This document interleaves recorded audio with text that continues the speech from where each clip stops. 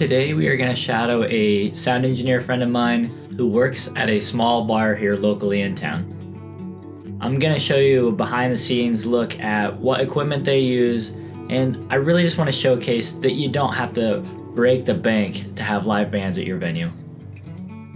Now this bar has a very special place in my heart. It's one of the first places that I played with right when our band was brand new. Look at that hair. They've done some remodeling since then, so let's check out the new stage location. As you can see, they now have a stage, which is nice. A lot of these smaller bars, they just move chairs around and you play in the corner, but having an actual location with lights, sound system, and even a drum riser is really nice. This is John. He's one of the house engineers, and I'll be working with him tonight. We've known each other for a while now. We've actually played a few open mics together, and he's even subbed on drums for my band a few times. John also likes using Mixing Station, so it'll be nice to see his process in the app. The house system is two EV ZLX 15s. These are budget-friendly speakers that I actually like the sound of. And they'll be matched with an ELX 200, which is Eevee's 18-inch sub. And they have a few ZLX 12s that they use for floor monitors. Any guesses what the mixer is going to be? That's right, an X32. They've also done a nice job of adding some par lights just to give a little bit of effect for the stage. The stage isn't very large, but they've elected to put down some analog stage boxes or snakes to keep the cables clean.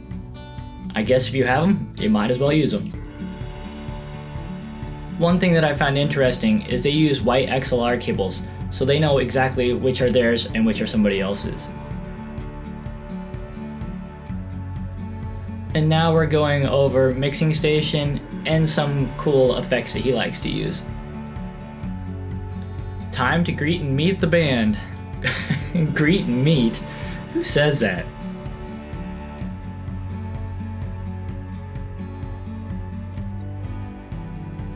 This band uses a combination of floor wedges and in-ear monitors. And it looks like their monitor of choice is the Sennheiser.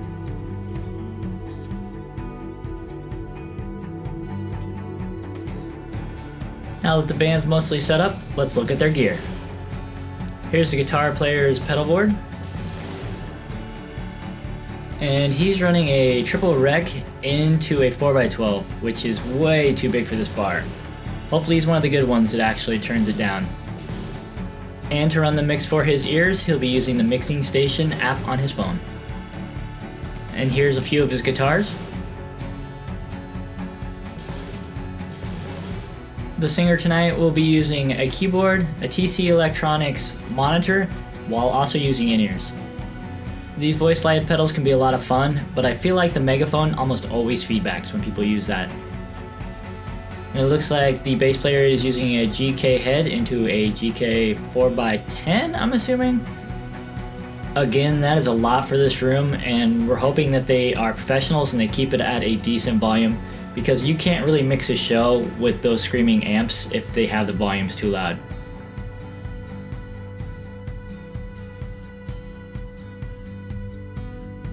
John told me that this kit is a Premier Signia kit, and he was really excited to mix on it. He really likes these drums. And it looks like the drummer is using a couple systems to mix his in-ears.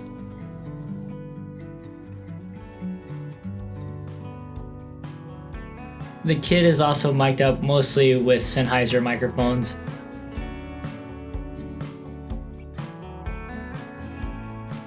Listen, Chrome won't get you home, but that looks nice. And then of course, here's his control center. And he's using the default Behringer app. For some reason I never show the kick pedals, but he was using DW5000. They also brought a couple of smoke machines or fog machines. I'm not really sure how they work, but we'll see what they look like during the show.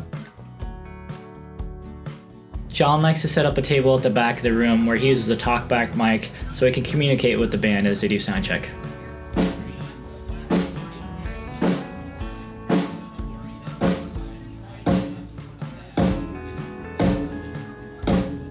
People are rolling in, and it's time to start.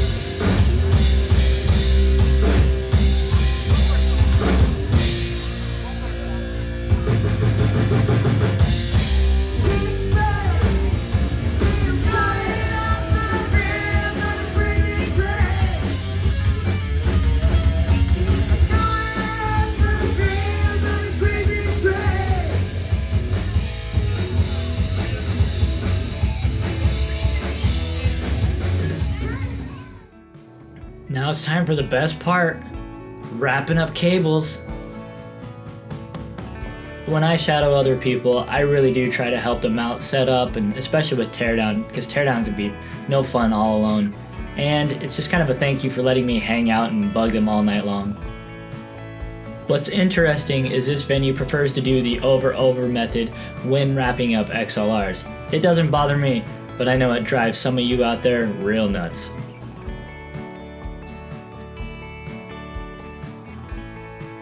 I do want to give a huge shout out to both the guitar player and the bass player.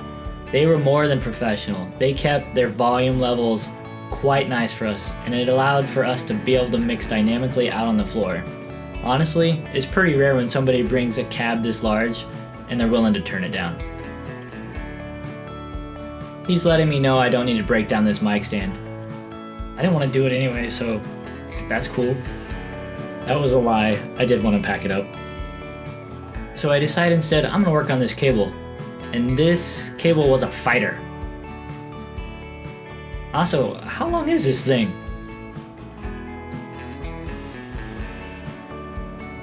I gotta say, watching Mixing Station in action, it wasn't as awful as I make it sound. It's still kind of an ugly UI to me, but I guess if I just spent time, I could customize it and make it look nice.